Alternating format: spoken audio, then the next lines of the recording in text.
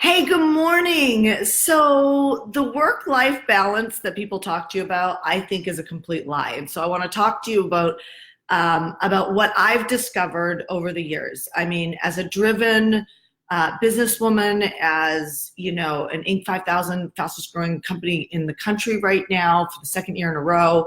And I say that with complete humility, just because sometimes people like are tuning in and have never met me before, and sometimes it's good to just have a little bit of background. But the truth is that there's many moments along the way that I felt like I was doing it wrong.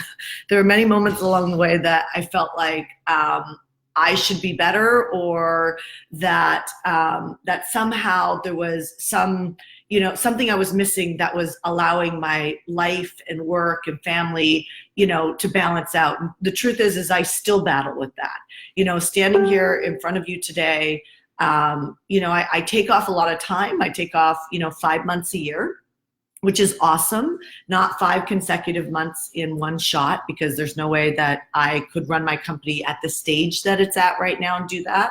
But I do take off the last week of the month. I take off every weekend. I take off the month of December. So I take off a lot of time, you know what I mean? But still I struggle with, work-life balance, like in the essence of, spending more time with my parents. Like, so I've figured out how to manage work and manage, my immediate family, like, being a parent, being a wife.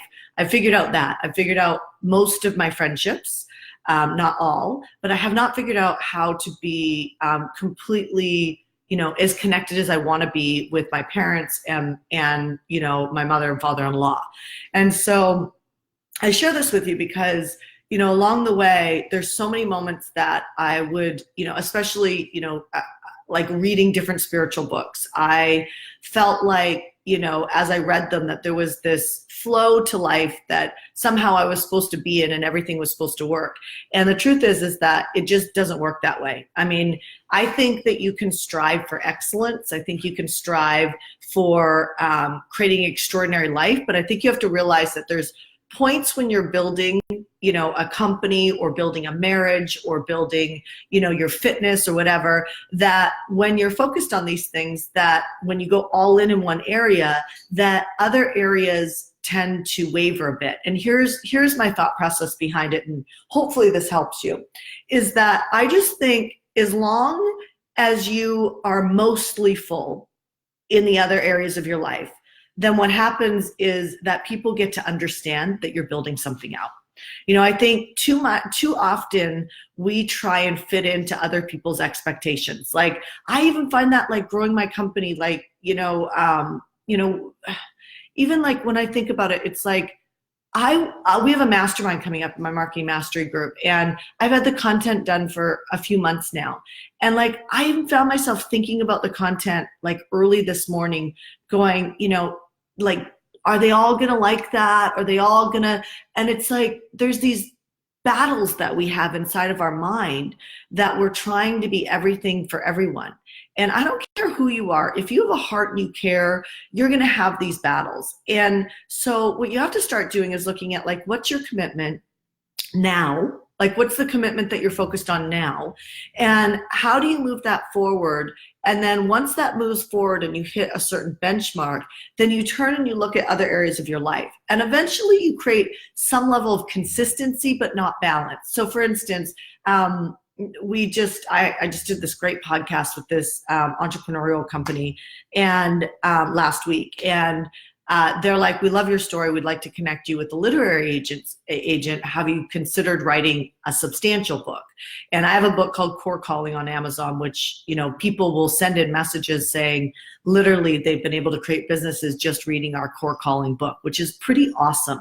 But I wrote that book more as a guidebook for entrepreneurs to know what steps to focus on to create the results that they want.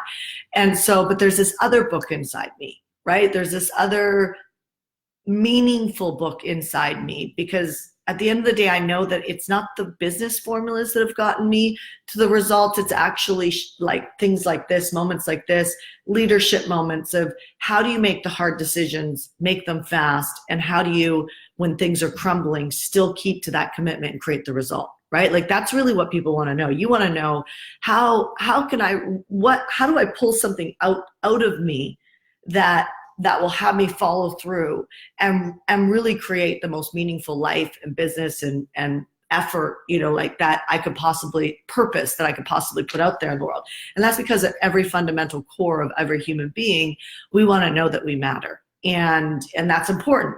So that's the book I want to write. And so there's some fundamental pieces of that we're working out. But as we go for like a New York Times bestseller, that's something I've never done before.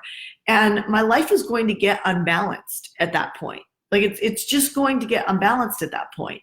And, and to think that it's not, to think that you can go for an audacious goal and not have things get a little wonky is really, it's really quite entitled if you think about it. Like as if you should get like an ultimate result, like as if you should be able to build a business and sell it for $20 million or $40 million, or as if you should have sold out programs, or as if you should just be able to quit your job and start this passion project and it's going to become this multi-million-dollar company, as if you get to have those things without giving something up. And what I find is really disturbing is the conversation. It's actually disheartening. The conversations that entrepreneurs get in when they're feeling that tug in the personal areas of their life, I have seen more people give up their purpose, which is really their life, under the context of it's not worth it. Fill in the blanks. It's not worth missing time with my child. I get it. I was hugging my son like at 2:00 this morning and he was breathing on my face. And I was like, oh my God, this moment is amazing. Like I was just in complete gratitude. So I get it, right? But like, even if it took me a year to do a New York Times bestseller, which I know some people are like, are you kidding me? It takes me like 10 years to write a book. It's like, it doesn't for me anymore because I'm able to get coached, get the coaching, and I'm able to walk through things with a lot more certainty and trust than I used to when I started my business. It's all rites of passage. But it would be really entitled for me or you to think like, oh, I can just become a New York Times bestseller that easily and not have to sacrifice something with my family. And so then the question becomes like, is it worth it? And I think yes. Like it's not like well, first of all, you look at other areas of your life that you could maybe not have so many things on your plate. So when I'm becoming a New York Times bestseller, I'm going to look to take off some hats in some different areas of my business. And what I find is entrepreneurs will say, I can't do that, or I don't want to pay for it. And the key is that, I mean, none of us ever have the resources to go where we want to go. If we did, we're playing too small. And so we have to really get out of this conversation that we can't afford things, because that's part of the game, figuring it out. Like the resourcefulness is actually, however resourceful you are, like whatever level you can get resourceful at, that's how good your life is going to be. Like so many people are like, it's about grit. Yes, grit's important. Resilience is critically important. The ability to get up and dust yourself off and go at it again, that's super important. But it's not all of it. How resourceful you are, like having resilience without resourcefulness is a waste of time, because you can work your ass off for the rest of your life and never create anything substantial. And that sucks. I mean, that absolutely sucks. And so, but if you get resourceful and resilient, then what happens is, like when you don't have enough of something, like I don't have enough time, you start to let control go in some other areas, and you're willing to create the resources to pay for whatever you have to pay for: a human being, a mentor, a funnel, a traffic team, whatever. Like it's like you get resourceful enough to figure that out so you can take off that hat, and then you go and you focus on this thing you're going to work on, and then your family doesn't suffer. Right? Now, they might not get you, like when I just had a job that I could leave every single day, still I worked my butt off, but I could actually turn it off and leave the office. As an entrepreneur, many of you guys pride yourself on working at home. I hate working at home. I think it's one of the most difficult things you can do because there's no real separation between you and work, right? And so, like, I can't wait to find our building. Like, we want to buy a building. My husband's now hopefully has possibly found a good lead on this, but I can't wait to do that. And then I found myself saying, my husband's like talking about doing a building downtown, and I found myself saying, I don't want to drive 20 minutes to work, and then 20 minutes home. And then I'm like, wow, how entitled is that? And so, like, there's like all these little moments that I notice in myself. And I'm just paying this forward to you, that you have to notice in yourself to determine, like, where's your head at? Do you know what I mean? Like, I have not missed anything with my son.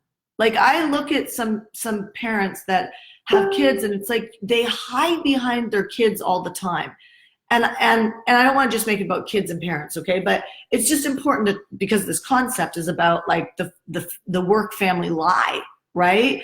And it's like you guys, like, I mean, I built my entire masterminds around breastfeeding. Like, every 90 minutes I breastfed. And so I got resourceful. This is that resourceful piece. I looked at the mastermind. Instead of turning myself inside out to do it the way I always did it, I still moved everything up.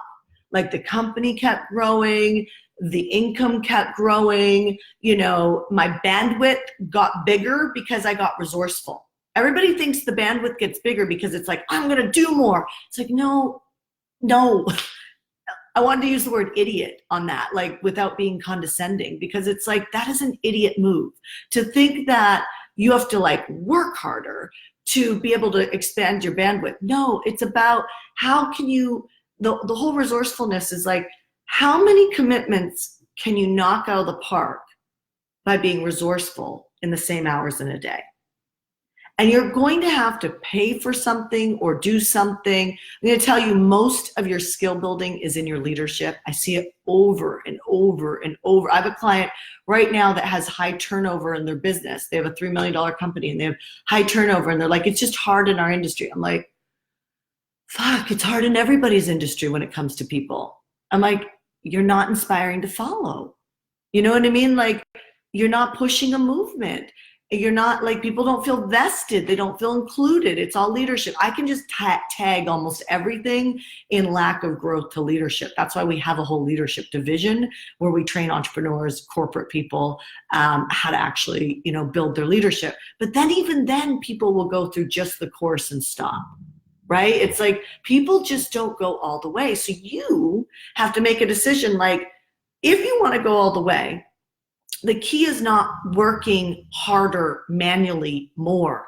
It's actually, how do you still, like, we have a client, Jessica Beebe, who I totally have to have on again. Jessica comes to me, I want to work part-time. I want to, make multiple six figures, which she nailed, right? Great mindset. She nailed it. But she hit her mindset block or her mindset ceiling where she was like, I was like, okay, let's dial this up to, 7 figures. She's like, no, let's do $500,000 because then I can still work part-time and have the summer off. I was like, that's fitting into your limitations.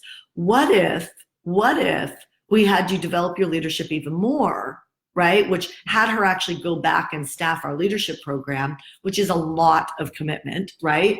And she has a little girl, and they were taking the summer off, and right?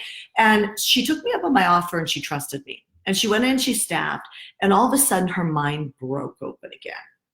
And then she's like, oh my God, I stopped in my fitness competition at nationals, and my coach wanted me to go pro, but it was enough for me. I didn't go all the way. She goes, oh my God, I'm realizing all these different areas I don't go all the way. Maybe you can see yourself in her story.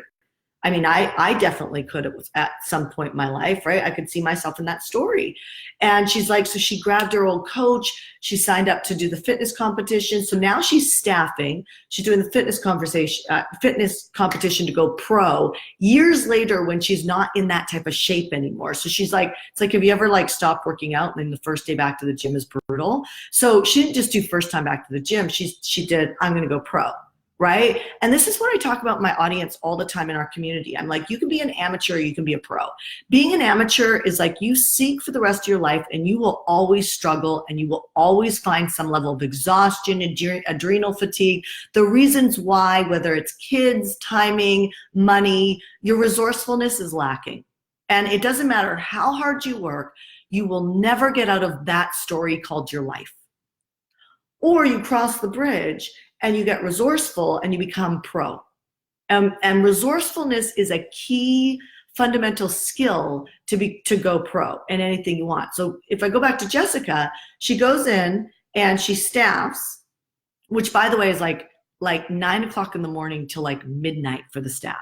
Okay. And it's basically a 4-month commitment. It's significant.